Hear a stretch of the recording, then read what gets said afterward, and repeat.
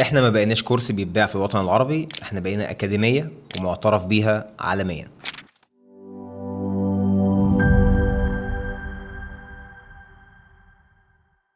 الكلمتين دول بقى ممكن تكون بتسمعهم لو ناس بتتكلم فيهم في العادي، لكن في الحقيقة احنا فعلا بقينا أكاديمية الحمد لله الحمد لله عالمية. وخليني اقول لك بقى ليه بالتفصيل، ليه بقينا أكاديمية عالمية. النهاردة انا واحد بقالي اكتر من 5 سنين او 6 سنين بشتغل الشغل بتاع الدروب شيبينج والاونلاين بزنس، وبعد كده من 2.5 سنين بدأت ان انا ادي الكورسات دي، بدأت ان انا اعلم الناس تعمل فلوس اونلاين، وبدأت ان انا اتكلم على الدروب شيبينج وكذا وكذا طريقة ليها علاقة بالبزنس اونلاين عامة. في الفترة اللي فاتت جمعت حاجات كتير جدا، ممكن تكون من ناس عايزة تعرف عندها اسئله معينه في حاجات معينه هي بالنسبه لها شايفه انها صعبه جدا انها تخش المجال بسببها، او ايا كان ايه هو السؤال. وحاولت ان انا اجمع بقى كل اللي انا شفته في خلال السنتين اللي فاتوا بان انا ابني كورس جديد. ولما جيت بقى بصيت لها من ناحيه بقى بزنس برسبكتيف بقى ساعتها، وانا بقول انا هعمل دلوقتي كورس جديد وهقدم محتوى جديد، طب انا ايه اللي يخلي بني ادم ما يعرفنيش الى حد كبير يثق فيا غير من كتر ما هو بيشوف فيديوز مثلا على اليوتيوب، انستجرام، تيك توك، فيسبوك، ايا كان الحاجه. وهي دي عامه السيلز فانل الطبيعيه لاي حد بيدي كورسز اونلاين، او اي حد بيبقى عايز ان هو يدي محتوى معين. فهي بتبدا دايما بالمحتوى نفسه، هو عامل ازاي وقد ايه هو فيه فاليو من وجهه نظره. في الاخر وجهه النظر دي المفروض انها تناسب وتتفق مع وجهه النظر اللي هي عندك، اللي هو انت المفروض داخل كورس زي ده، فانت عارف انك هتاخد 1 2 3، فالمفروض الواحد 2 3 يوصلوك لواحد 2 3. والموضوع ده دايما بيبقى فيه لخبطه كتير وكعبله كتير، بسبب ان ناس كتير بتخش كورسز اونلاين ومستنيه او عندها اكسبكتيشنز لحاجات معينه، وفي الاخر ما بتلاقيش مثلا ربع الاكسبكتيشنز دي، او ما بتلاقيش جزء كبير من الحاجات اللي هي المفروض تكون فاكره انها موجوده. فقعدت افكر مع نفسي، قلت لو انا طبعا عايز احاول اعمل حاجه زي كده، فما فيش حل غير حاجتين. اولا هو الجزء بتاع الريفيوز اللي انا بطلعها على طول للناس اللي هي فعلا بتعمل فلوس اونلاين، سواء واحد بيشكر في الكورس في المحتوى نفسه سواء نجح او ما نجحش، او حد فعلا طبق اللي عمله بس عمل فلوس فبالتالي اشار. ودي حاجه الحمد لله انا حاليا بعملها وبعملها على كل المنصات. لكن الحاجه الاقوى، لان عاده بتبقى كل تجربه بني ادم وبني ادم مختلفه عن التاني، لكن لما تيجي عشان تقول الكورس ده بشهاده معتمده او الكورس ده متراجع عليه عشان توصل انك تكون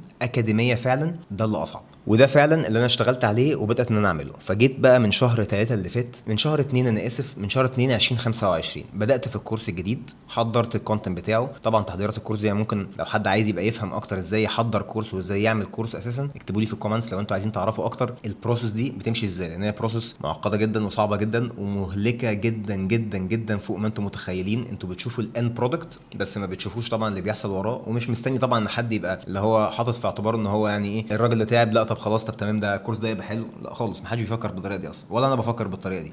انا في الاخر هدفع فلوس فلازم في فاليو انا هاخده، بغض النظر بقى انت تعبت ما تعبتش دي ما تخصنيش يعني. لكن انا بعد ما خلصت الكورس او في اثناء وانا بعمل الكورس، انا كنت حاطط في دماغي الكورس ده لازم يكون بيتراجع عليه من مؤسسه عالميه، والمؤسسه دي تقدر انها فعلا تديني حاجه ابقى انا اقدر اقول للناس في حد معتمد راجع على الكورس، بروفيسورز راجعوا على الكورس وبيقولوا ان هو عالميا، او بيقدر يديني الامكانيه ان انا ادي شهاده للبني ادم في مكان مرموق زي ده. حلوه مرموق دي. فبالتالي انا عشان اعرف اعمل حاجه زي كده قعدت ادور كتير جدا على الاماكن اللي ممكن تدي واحد بيدي محتوى اونلاين. هو مش جامعه في الحقيقه، على اسس مفاهيم يعني ايه جامعه بالنسبه لنا. هو في الاخر واحد بيحاول ان هو يجتهد وعنده معلومه وعايز يوصلها لكن مش معتمد. قعدت ادور لقيت فعلا ان في حاجات في انجلترا وفي امريكا بتدي الامكانيه ان هم يدولك شهاده تديها للناس، والشهاده دي باكت اب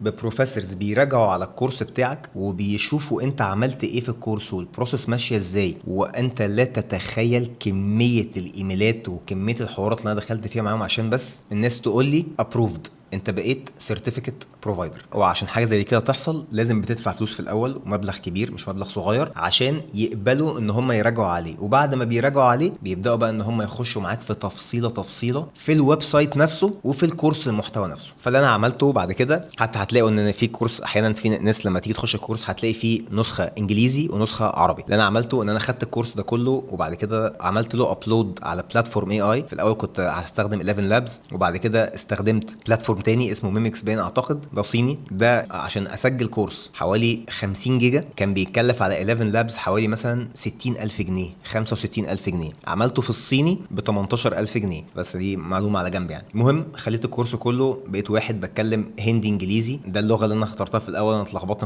كنت عايز لغه يعني انجليزي عادي امريكاني يعني، بس اللي حصل بقى فاتمنى تشوفوه بالعربي ما تشوفوهوش بالانجلش. وبعديها بدات ان انا بعد ما ترجمته كله بعته للناس. طبعا بدايه الموضوع كله كان الويب سايت الحرف ده ناقص، الكوما دي مش باينه ان هي بتبين حاجه مش عارف ايه، الموديول التاني في مش عارف كذا مفيش برزنتيشن على الموضوع ده، الموديول السابع فانت عشان يعني اوريك 180 ايميل. يعني انا هديك نبذه بسيطه صغيره طبعا عن كميه الايميلات والطلبات اللي هم طلبوها مني عشان يعني يقبلوا ان انا ابقى سي بي دي بروفايدر. والسي بي دي على فكره هي اختصار لكلمه continuing professional development. فانا هوريك جزء بس بسيط من الحاجات اللي هي كانت بيني وبينهم. ده يعني بص مثلا، ده لو انتوا شايفين الرقم ده 42 ميل، هنا معاهم 4 مع دول 4 مع دول 3 مع دي 3 مع دي 3 مع دي 6. كل واحد بقى من دول يعني هم الشركه كلها او السيرتيفيكت نفسها تحتيها كذا مؤسسه. في جزء اللي هو بيطلع الشهادات، في جزء اللي هو بيساعدك انك تتكلم مع الاسسمنت تيم او البروفيسورز اللي بيقيموا الكورس بتاعك، في جزء بيساعدك بس من عمليه اللي هي اللوج ان اللي هو السبمشن بتاعتك بس اللي هو بتاعت اللي انا ببعت الفيديوهات وبتاع والكلام ده كله. فكل واحد من دول كان عنده مشاكله الخاصه. بس ده مثلا ده فينيسا هنا دي بعتت تعال نشوف هنا، ده بتقول لي I've updated your profile on cpd.uk. فتعالى هوريكم مثلا حاجه زي كده اللي هو ده الويب سايت عامه. فده بس هنا بتقول لي ده دليل ان انت بقيت سي بي دي بروفايدر. ايكوم ارك اهي موجوده في الويب سايت بتاعهم، واحد من الناس اللي موجود اهو. كورس نزل، هو ما كانش نزل على فكره من 4 ايام والحمد لله نزلوه اهو. فيو كورس لو انا تكيت عليها المفروض ان هو شفت بقى الكلام. طب دي غلطه انا شفتها قدامكم، بس طبعا هو مش هديك الكورس ده هنا، يعني الكورس هيبقى عندي انا على الويب سايت، لكن هنا بس انا عايز اعرف هو هنا حطني في فيو بروفايل. لو اتكيت على بروفايل فيو في الاخر يعني تنزل على الويب سايت. لما تنزل بقى على الويب سايت هتشوف اللي هو الكورس الجديد. بس عامه انا بقيت بروفايدر نمبر 21836. البلاتفورم دي عشان انتوا تبقوا فاهمينها برضو اكتر هخش على اللينكدين بروفايل بتاعي اللي جيت كتبت مثلا سي بي دي سيرتيفيكت، هتلاقوا دي البيج بتاعتهم عندهم 43,000 فولور. انا ممكن اكون بقول لك الكلام ده مثلا وفي الاخر هو مكان تعبان يعني. عندهم حوالي 200 امبلوي. لو جينا بصينا على الاباوت السيرتيفيكت دي معموله من سنه 96، اكتر من 27 سنه اكسبيرينس في ال continuing professional development accreditations with members in over 100 countries. وهي في الاخر هي بتعتمد على هو الاندستري education administrative program. وهو لو انت جيت مثلا بصيت على الهوم بيج هتلاقي ان الموضوع very very professional. عندهم 35,000 مدرب او educator. الحمد لله انا اول مصري يبقى موجود من ضمن ال 35,000 ده بكورس اونلاين وانا مش جامعه، فدي حاجه انا فخور بيها جدا جدا جدا. وفي الاخر هو ما هو الا ان هو بيدي لك السيرتيفيكت عشان لو انت عايز تثبت ان اللي انت بتقدمه هو فعلا متراجع عليه من ناس بروفيسورز في المجال ده نفسه. لان هم لو خدتوا بالكم هتلاقي ان هم عندهم سي بي دي باي اندستري، يعني في جزء ليه علاقه موضوع كبير قوي يعني هوسبيتاليتي، هيومن ريسورسز، مارين، ميليتري، فاينانس، انجينيرنج، انرجي، اديوكيشن، سبورت، سكيورتي. فكل ما انت متخيل من كورسات، او مش بس كورسات على فكره، هو ممكن مثلا لو انت واحد بتدي ويبينار وعايز ان انت يبقى معاك شهاده ان الويبينار ده معتمد انجليزيا ومعتمد عالميا، تقدر انت تتواصل معاهم. طبعا البروسيس دي بتاخد لها مينيمم 3-4 شهور عشان بس ابقى انا واضح بالنسبه لكم يعني. فتقدر تخش على الويب سايت. تعال نشوف عشان بس تطمنوا ان انا واحد من الناس اللي موجودين معاهم تاني.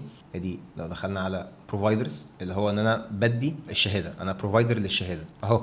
ايكوم ارك انا واحد من البروفايدرز اللي حاليا تقدر ان انت تلاقيهم موجودين. تقدرش طبعا تشتري كورس من عن طريقهم، هو بس ده اثبات ان انا حاليا موجود. تقدر بقى تشوف بيو بروفايدر والكلام ده كله يعني، بس دي حاجه من الحاجات اللي هي حاليا موجوده. فبس كده يا سيدي، انا ده الفيديو ده انا كنت بحاول اوريك ان انا واحد من اسكندريه ما كنتش اتخيل في يوم من الايام ان انا هبقى بعلم حد حاجه، ولما علمت حد حاجه انها تكون معتمد فيها عالميا برضه عمري ما كنت اصدقها، ولو كنت قلت لي ما كنتش اصدقها. فدي حاجه انا الحمد لله فخور بيها، وفخور ان ده اثبات ان الكورس اللي موجود هو فعلا اكاديميه بتاخدك خطوه بخطوه عشان بجد تعلمك تعمل فلوس اونلاين، والموضوع مش هزار. وزي ما انتم شايفين انا عايز اوصل للناس قد ايه انا فعلا بتعب في حته ان انا اثبت ان ده موديل ناجح وده موديل مفيد للناس ويقدر ان هو يخش ويعمل فعلا حاجه في حياته مختلفه. فلو عايز طبعا انت تشوف الويب سايت، عايز تبص على الكورس، عايز تفهم اكتر انا بقدم ايه، هتلاقي كل اللينكس تحت عندك في الديسكريبشن، خش عليها. اتمنى ما كنتش طولت عليكم،